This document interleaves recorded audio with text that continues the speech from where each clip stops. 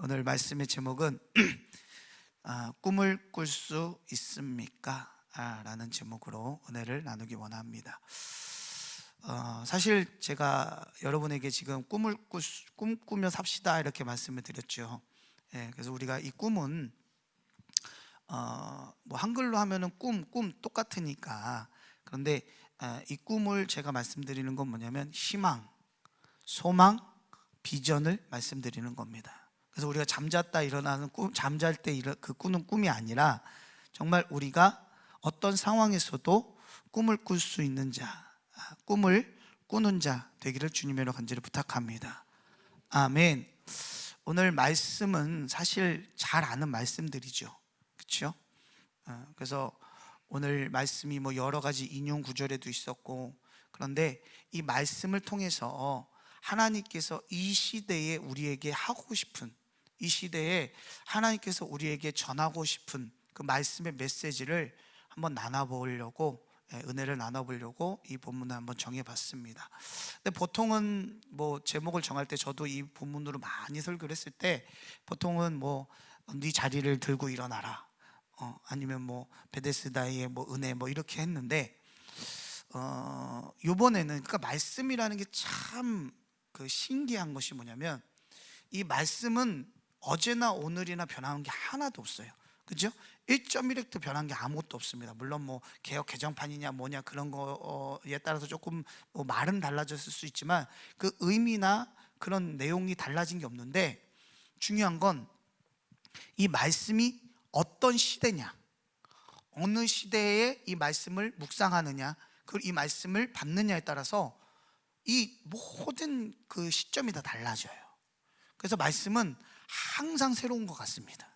아멘.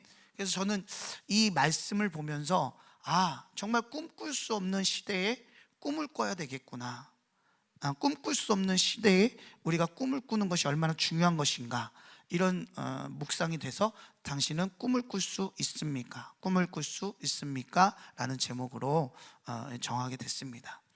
어찌됐든 오늘 말씀에 보면 1절을 한번 보시겠습니다. 1절 띄워봐 주세요. 네, 안 되나요? 네. 네, 준비 시작. 그 후에 유대인의 명절이 되어 예수께서 예루살렘에 올라가시니라. 여러분 있잖아요, 성경을 볼 때 뭐 굳이 이런 설명까지 필요하나 하는 게 가장 뭐하다 그랬죠? 중요한 구절이고, 그것을 통해서 하나님의 말씀을 이어가는 거고 하나님의 말씀을 펼쳐간단 말이죠. 근데 자 보세요, 오늘 보면은 그 후에 유대인의 명절이 되어. 근데 유대인들에게 명절이라는 것은 우리처럼 이런 설날, 추석처럼 이렇게 그냥 즐기고 서로 가족을 만나고 그런 의미도 있지만은, 굉장히 어떤 의미가 있냐면 종교적으로, 율법적으로 굉장히 중요한 날이라는 거예요. 그래서 그들의 종교 형식상 가장 핵심이고, 어떻게 보면은 생명과 같은 그런 곳이 바로 명절입니다. 그래서 유월절이라든지 뭐 초막절이라든지 맥주절이라든지 추수감사절이라든지 이런 것들이 행사이기도 하고 뭐 축제이기도 하지만 종교적으로 굉장히 중요한 의미를 가지고 있는 날이다, 이런 뜻입니다. 그래서 굉장히 중요한 이때에, 근데 안타까운 것은 뭐냐면, 그렇게 율법적으로 그렇게 어떤 명절을 지키고, 그러니까 여러분 유월절이라는 이것이 어디서부터 유래가 됐는지 우린 다 알고 계시잖아요. 출애굽할 때에 마지막 장자 재앙일 때, 장자 재앙이 이 애굽 땅을 덮을 때, 그때 고센 땅에도 그 어둠의 세력은 덮였습니다. 이해가 되시니까 첫 번째부터 아홉째 재앙까지는 이스라엘 백성이 거주하고 있던 고센 땅에는 그 재앙이 임하지 않았어요. 그런데 10번째 장자의 재앙만큼은 고센 땅에도 임했단 말이죠. 그것을 반증해 주는 이유가 뭐냐면, 그 고센 땅에 있는 이스라엘 백성에게 양의 피를 어디 있죠? 좌우 문설주, 그러니까 문 인방에다가 발라서 그것이 사인이 되고, 그 사인을 보면 그 죽음의 사자가 그 집을 넘어간다 그랬죠. 자, 그러면 이 말은 무슨 뜻이냐면, 첫 재앙부터 아홉째 재앙까지는 고센 땅에 있는 이스라엘 백성은 걱정할 필요가 없었어요. 뭐 자기들이 할 게 아무것도 없었어요. 근데 이 10번째 재앙만큼은 이스라엘 백성이라도 모세의 말과 장로들의 말을 안 들었다. 만약에 들은 사람도 있고 안 들은 사람도 있겠죠. 만약에 안 들었다, 아이 그런 게 어딨어, 그렇게 무시했다, 하나님 말씀을 무시했다, 그러면 그 사람들은 어떻게 됐을까요? 거기에도 장자 죽음이, 재앙이 임했다는 거예요.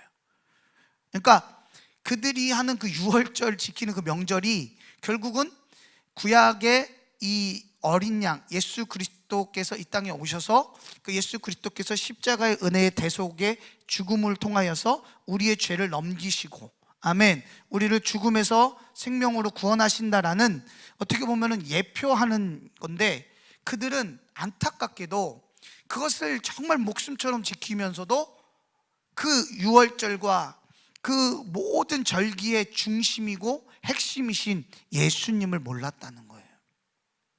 제가 이것을 보면서 우리 교회들이 예배는 정말 열심히 드리고 뭐 교회 몇백 명 모인다, 몇천 명이 모인다 하지만 정말 그곳에 예수님을 아는 자가 몇 명이나 되고, 정말 그 교회 안에 예수님이 살아 움직이시고 역사하시는 교회가 몇 교회나 될까? 만약에 정말 우리 한국교회, 모든 한국교회에 예수님의 능력이, 예수님의 은혜가 함께 한다면 어떻게 교회가 세상으로부터 이렇게 짓밟힐 수가 있을까? 그래서 교회는 예수의 생명이 있어야 합니다. 건물이 있다고 교회가 아니고, 사람이 있다고 교회가 아니라 그것에 예수의 생명이 있을 때 교회인 줄 믿습니다. 아멘. 어쨌든 그들은 그렇게 명절을 지키면서도 예수님을 몰랐다라는 거예요. 자, 근데 그런 때에, 자, 2절입니다. 2절 한번 보겠습니다. 준비 시작. 예루살렘에 있는 양문 곁에 히브리 말로 베데스다라 하는 못이 있는데 거기에 행각 5이 있고. 자, 보세요. 자, 양문이라 그러잖아요. 양문. 그러니까 이게 그 양의 문이라는 거예요. 근데 예전에 제가 이 어렸을 때 이 설교를 들을 때 어떤 목사님이, 지금도 기억해요, 이 양문이라는 것이 그 목자들이 양을 이렇게 통과시키는 문이다. 그래서 목자 되신 예수님께서 우리를 이렇게 구원으로 인도하시는 그 문이다, 이렇게 얘기를 하시더라고요. 그래서 그때는 그렇구나 하고 은혜로 받았죠. 뭐 어렸을 때 이제 제가 따지겠습니까? 목사님 이건 아닌데요. 근데 이제 제가 신학을 공부하고 좀 이제 이런 배경이나 지식을 보면서 이 양문은 그런 문이 목자가 통과하는 문이 아니고요. 이 양문은 어떤 문이냐면 한글로, 그리고 또 한문으로 하면은 양문이 맞거든요. 그리고 영어로 해도 십게이트예요. 십게이트. 그러니까 양이 왔다 갔다 하는데, 근데 그냥 양이 아니라 하나님 앞에 제물로 번제로 드려질 양이 들어갔다 나왔다 하는 문이 이 양문입니다. 그러니까 하나님 앞에 번제로 드려지는 제물만이 들어갈 수 있고 나오는 문이 바로 양문이고, 그래서 이스라엘 백성이 바벨론의 포로로 끌려가서 70년 후에 돌아왔을 때, 본국으로 돌아왔을 때 그 느헤미야를 통해서 성전 건축을 하잖아요. 성벽을 건축하고, 그럴 때 가장 먼저 건축했던 문이 바로 이 양문이에요. 왜냐하면 이 양문이 뜻하는 것은 뭐냐면 예수 그리스도의 희생의 제물의 제사 없이는 아무도 하나님께로 갈 수 없다라는 것을 예표하는 거거든요. 아멘. 그러니까 모든 구약, 모든 신약, 모든 뭐 성막이라든지 뭐 성전이라든지 모든 것이 다 하나로 연결이 됩니다. 예수 그리스도의 은혜로 연결이 되는 거예요. 아멘. 이것은 우리에게 무엇을 이야기해 주시느냐? 우리의 신앙의 본질, 우리 신앙의 중심은 내가 아니고 그 어떤 것이 아니라 예수 그리스도여야 된다는 거예요. 예수 그리스도의 보혈의 은혜여야 된다는 거예요. 아멘. 그 은혜의 복음으로 중심으로 살 때에 하나님께 들어가 하나님으로부터 공급되어지는 모든 것을 받을 수 있다는 거예요. 아멘. 자, 그런데 거기에 이 베데스다라는 곳이 있다 그랬잖아요. 그렇죠? 근데 여러분은 히브리어를 몰라도 오늘 히브리어 하나를 배우셨어요. 베데스다. 히브리 말로 베데스다 하는 연못이 있다, 이렇게 나오죠. 그렇죠? 예? 그죠? 자, 2절 한번 다시 보겠습니다. 자, 베데스다라는 못이 있는데 거기 행각 5이 있고. 근데 이 베데스다라는 말이 합성어예요. 합성어. 그래서 이 베데스다는 뭐의 합성어냐면 벳, 베이트, 이것은 이제 집이라는 뜻이거든요. 우리 신학생들, 전도사님들은 다 아실 거예요. 베이트, 그 집이라는 뜻이고, 그다음에 헤세드, 그러니까 벳과 헤세드의 합성어가 베데스다예요. 근데 이 헤세드라는 뜻은 무슨 뜻이냐면 은혜, 하나님의 은혜, 하나님의 자비, 하나님의 능력, 하나님의 긍휼, 뭐 이런 뜻을 할 때 헤세드라고 기록을 합니다. 그러니까 이 베데스다, 우리 지금 지하 성전의 이름이 뭐죠? 베데스다죠, 그죠? 이제 이후로 베데스다에 내려갈 때 좀 감회가 새로울 거예요. 왜냐면 베데스다라는 건 뭐냐면 은혜의 집, 자비의 집, 긍휼의 집, 능력의 집이라는 거예요. 아멘. 그러니까 이 베데스다라는 못 자체가 은혜와 자비와 긍휼이 있는 집이라는 거예요. 거기에 오늘 어떤 사람들이 모여 있느냐? 3절입니다. 준비 시작. 그 안에 많은 병자, 맹인, 다리 저는 사람, 혈기 많은 사람들이 누워 물의 움직임을 기다리니. 자 보세요. 그 안에 이 공통 분모가 있죠. 공통 분모가 있는데 다 어떤 사람들이죠? 병자. 근데 그 병자들 중에서 특별히 소개하고 있는 사람이 오늘 맹인, 다리 저는 사람, 그리고 혈기 많은 사람. 자, 다 공통적으로 병자이긴 한데 특징이 있어요. 뭐냐면 남의 도움 없이는 살 수 없는, 그렇죠?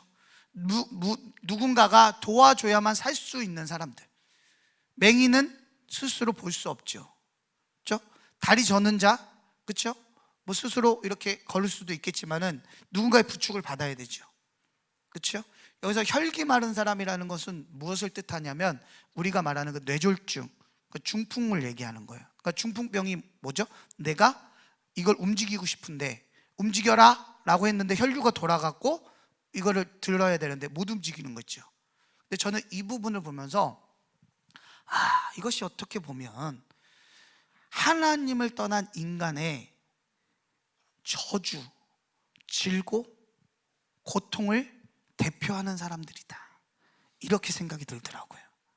그래서 눈은 떴다고 하나 영적인 눈이 가려진 사람들, 나는 똑바로 신앙생활 하고 싶으나 늘 흔들리며 쩔뚝쩔뚝하는 사람들,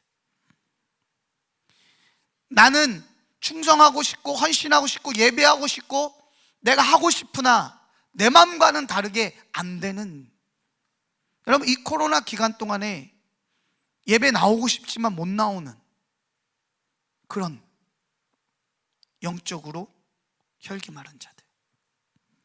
자, 이 모든 사람이 거기에 모여 있다. 어디에 모여 있다고요? 은혜의 집인 베데스다에 모여 있다. 그러니까 교회라는 곳이, 저는 봤을 때 교회는 이 병자들이 많은 곳이에요. 그러니까 여러분, 그래서 우리가 사람을 보면 실망하고 좌절할 수밖에 없고 낭망할 수밖에 없는 것이 병자들이 모였기 때문이에요. 그러나 우리는 그 병자를 만나러 온 게 아니죠. 아멘.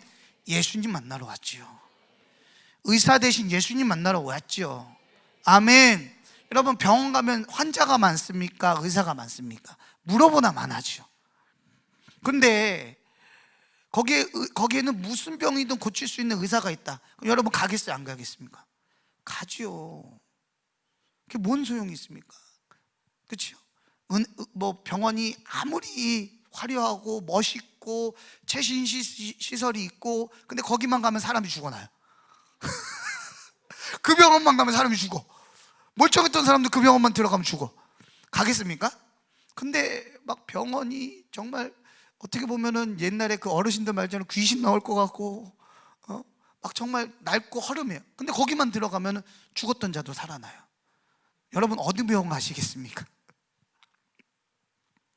여러분, 저는 교회가 영적인 병원이라고 생각을 합니다. 아멘. 수많은 병원 중에서도 병을 잘 고치는 병원이 있고 못 고치는 병원이 있듯이 교회도 그런 것 같아요. 그런데 그 교회가 누가 있느냐에 따라서, 그러니까 거기에는 사람이 병을 고치는 것이 아니라 오직 예수님만이 병을 고치시는 줄 믿습니다. 아멘. 그러니까 우리는 사람 보러 나온 게 아니잖아요. 병 고치러 나왔잖아요.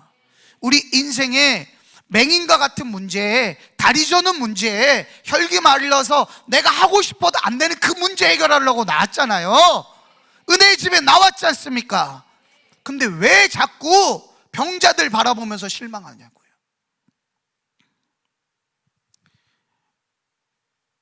저와 여러분은 이 본질에 집중하시기를 주님을 간절히 부탁합니다. 아멘. 자, 그런데 이곳이 아무래도 간헐천이었던 것 같아요. 간헐천이 뭔지 여러분 다 아시죠? 간헐천은 이렇게, 우리나라에는 사실 간헐천을 제가 본 적이 없어요. 들은 적은 있는데, 이 간헐천이 뭐냐면 이렇게 밑에서 이렇게 물이 팍팍 쏟아 나오는 거 있잖아요. 왜 우리 그 사우나에 가면은 이렇게 앉아갖고 막 퐁퐁퐁퐁, 그거는 이제 기계적으로 쏴주는 거고, 자연적으로 산속이나 이런데 이렇게 막 물이 팍팍 이렇게 쏟아오르는 데가 간헐천인데, 사실 우리나라는 그렇게 간헐천을 못 봤는데, 제가 어떤 자료에 보니까 그 옐로우스톤이라고 그곳에 가면은 이게 간헐천들이 많다 그러더라고요. 근데 그 간헐천이 뭐가 있냐면 관절염, 피부병에 특효가 있다는 거예요. 그 치료하는 그 능력이 있다는 거예요. 그러니까 여기도 보면은 물이 이렇게 동한다, 그러니까 천사가 와서 물을 동하게 한다, 이게 아마 간헐천처럼 물이 퐁퐁퐁퐁 쏟는다라는 그런 의미인 것 같아요. 그러니까 그곳에서는 이제 누구든지 재빨리 들어가면 병이 낫는다라는 이제 신화적인 믿음이 이제 그들에게 생긴 거죠. 이해가 되시죠? 그런 믿음이 생겨갖고 그들은 이제 거기서 그 물이 움직이는 것만 바라보고 있는 거예요. 그 물이 움직이면 빨리 내려가서 나는 들어가야지, 이러고 있는 상황이에요. 자, 그런데 그런 상황에 오늘 소개하고 있는 사람이 누구냐면 5절입니다. 5절 준비 시작. 거기 38해 된 병자가 있더라. 자, 38해, 38년 된 병자가 있다라는 거예요. 근데 이 사람은 다른 맹인, 다리 저는 사람, 혈기 마른 사람처럼 그 병명을 밝힌 게 아니라 38해가 됐다라는 걸 굳이 밝히고 있어요. 이유가 뭘까요? 제가 그래서 이 말씀을 왜 이걸 왜 써놨지? 이게 그냥 써놓지는 않았을 텐데, 성령의 감동으로 썼기 때문에 이게 그냥 써놓지는 않았을 텐데 하면서 자료를 찾아보다가 신명기 우리 2장 14절로 한번 가보겠습니다. 구약으로 넘어가서 신명기 2장 14절에서 15절, 자 함께 읽겠습니다. 준비 시작. 가데스 바냐에서 떠나 세레 시내를 건너기까지 38년 동안이라. 이때에는 그 시대의 모든 군인들이 여호와께서 그들에게 맹세하신 대로 진영 중에서 다 멸망하였나니, 여호와께서 손으로 그들을 치사 진영 중에서 멸하신 고로 마침내는 다 멸망되었느니라. 이 38년이 무슨 시기냐면, 이스라엘 백성이 가데스 바냐를 갔을 때, 우리 여기 신명기 2장 말고 민수기 14장에 가면 어떤 일이 일어납니까? 13장에서 14장에 우리가 잘 알고 있는 내용이 뭐냐면, 거기에서 모세가 12정탐꾼을 가나안 땅으로 들여보냅니다.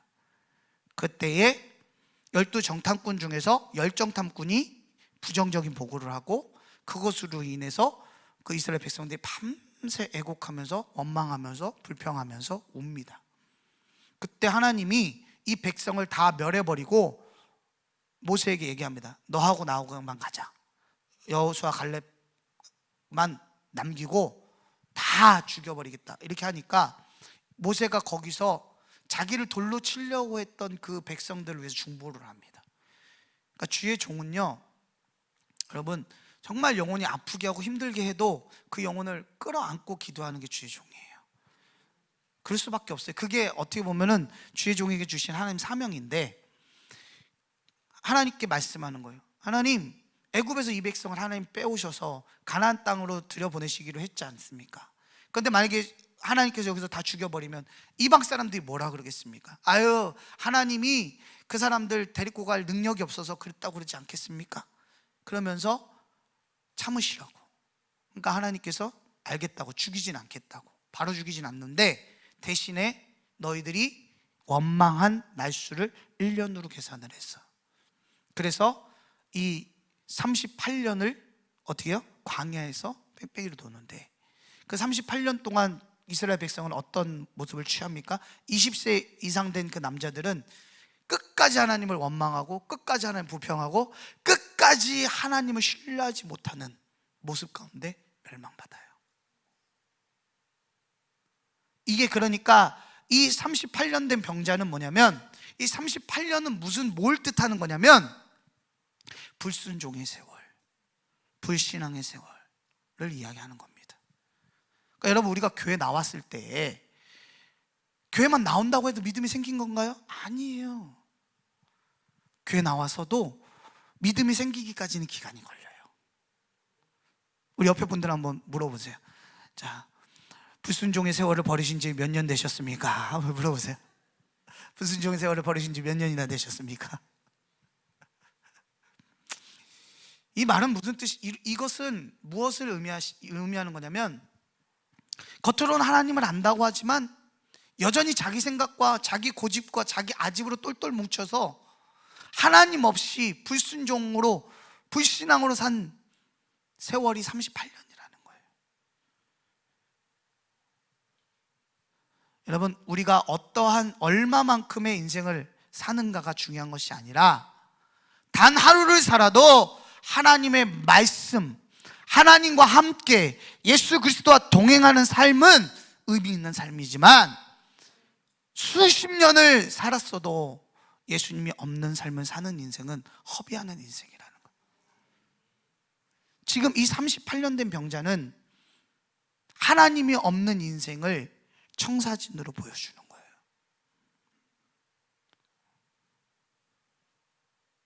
그래서 이 38년 된 병자는 38년 동안 뭘 경험합니까? 좌절을 경험하는 거예요. 절망을 경험하는 겁니다. 분명히 이 38년 된 병자에게 주님의 은혜가 임했어요. 그가 거기에 누워있을 때 어떤 일이 벌어지느냐, 우리 6절을 한번 보겠습니다. 준비 시작. 예수께서 그 누운 것을 보시고 병이 벌써 오래된 줄 아시고 이르시되 내가 낫고자 하느냐. 아멘. 거기 있는 이유가 뭐예요?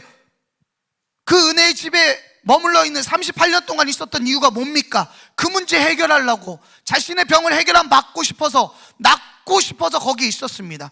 근데 그 병을 낫고자 하는, 낫게 하실 수 있는 능력을 가지신 그 치료자 되시는 예수님이 와서 물어보시는 거예요. 네가 낫고자 하느냐? 네가 그 문제 해결받기 원하느냐? 여러분, 우리가 교회 다니면서 기도하면서 어느 순간 주님이 물어보시는 거예요. 네가 낫고자 하느냐? 네가 기도하고 그것에 대해서 네가 응답받기를 원하느냐? 그때 우리 뭐 하면 됩니까? 아멘 하면 돼요. 아멘 하면 됩니다. 그러면 예수님 말씀하시죠. 그래, 네 믿음대로 될지어다. 그러면 되는 겁니다. 그런데 오늘 이 38년 된 병자가 너무나 알 수 없는 말을 해요. 자, 그 다음 절이요, 7절입니다. 준비 시작. 병자가 대답하되 주여, 물이 움직일 때 나를 못에 넣어주는 사람이 없어 내가 가는 동안에 다른 사람이 먼저 내려가나이다. 뭔 말이 필요합니까? 아멘 하면 되는데. 이 말은 무슨 뜻이냐면, 내가 병 고치고 싶었는데 저 사람 때문에, 이 사람의 이 말 속에는 믿음이 전혀 없어요. 뭐만 남았느냐? 사람에 대한 원망과 미움밖에는 안 남았어요. 아, 저 사람은.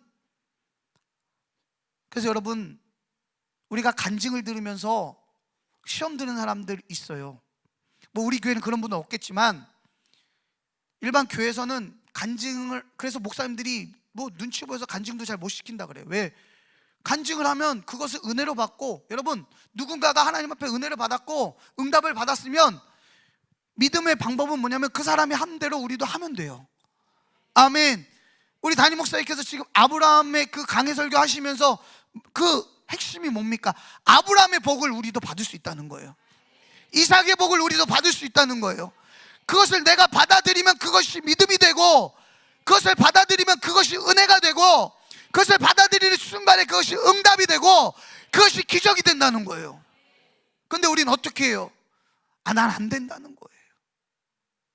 마치 38년 된 병자처럼 생명의 주인 되시고 자신의 병을 치료해 주시고 그 저주에서 구원하실 주님이 와서 말씀을 하시는데 아멘 하면 될 것인데 나는 안 된다는 거예요.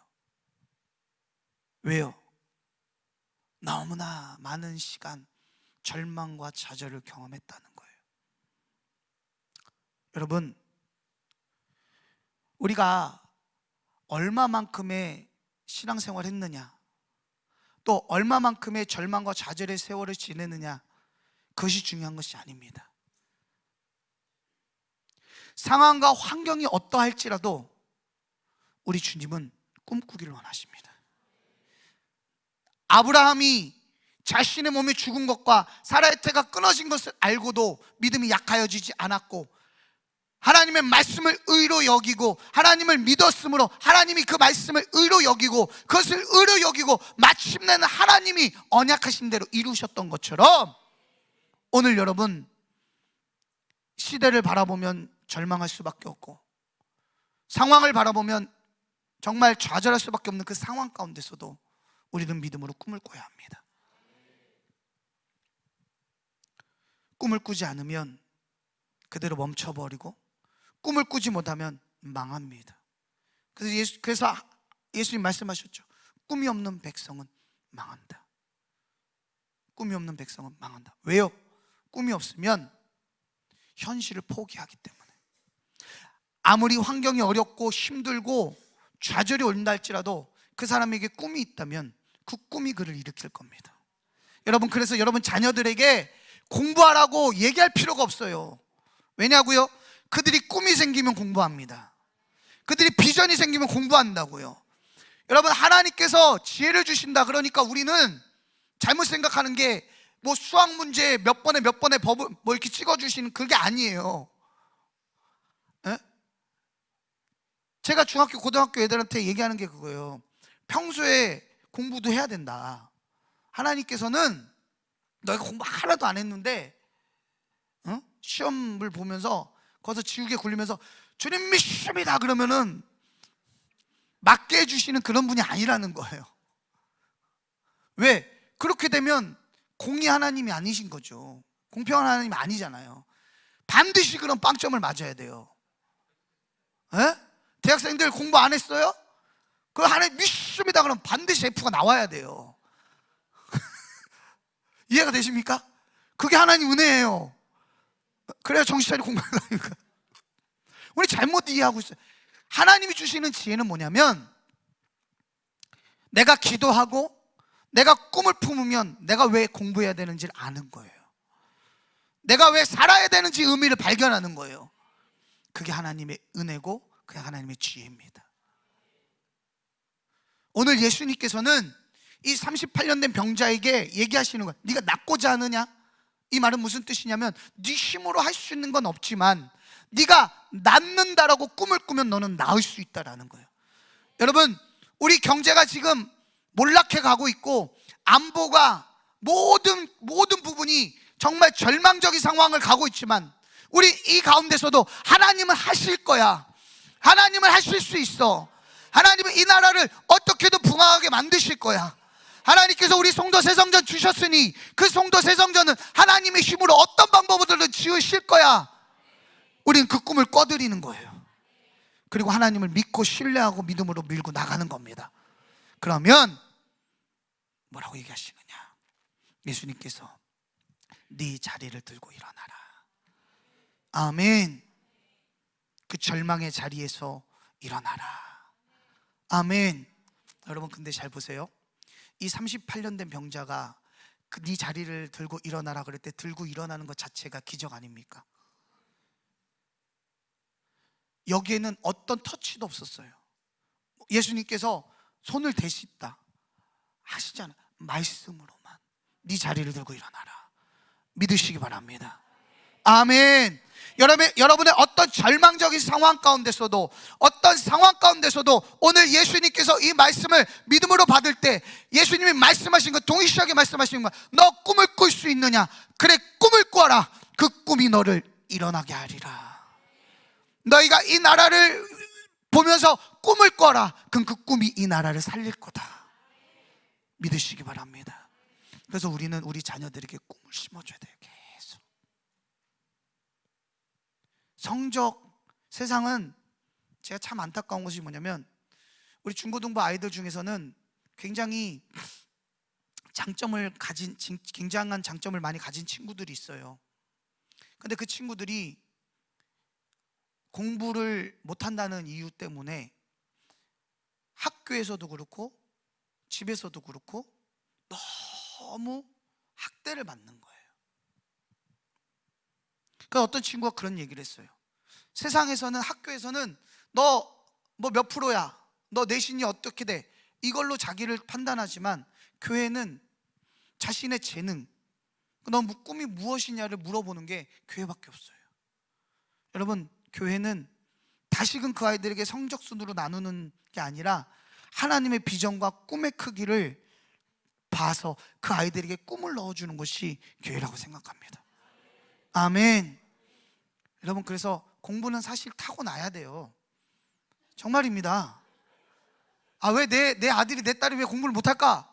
그러면요, 제가 저번에 말씀드렸잖아요. 촛불을 켜시고 아버지하고 어머니하고 손을 잡고 진실 게임을 하면 답은 나와요. 그럼 그때부터 뭘 하면 됩니까? 꿈을 심어주면서 건강하면 잘하다고 말하면서. 아멘. 근데 여러분, 꿈 있는 사람은 절대 자기 인생 포기하지 않습니다. 언젠가는 그 꿈이 그를 일으키고 언젠가 그 꿈을 하나님이 그를 통해서 이루실 줄 믿습니다. 아멘. 따라합시다. 나는 하나님을 신뢰함으로 꿈을 꾸겠습니다. 그 꿈이 나를 일으킬 것입니다. 그 꿈이 우리나라를 일으킬 것입니다. 아멘. 꿈이 하나님의 은혜를, 하나님의 기적을 이끌어가는 놀라운 견인차 역할을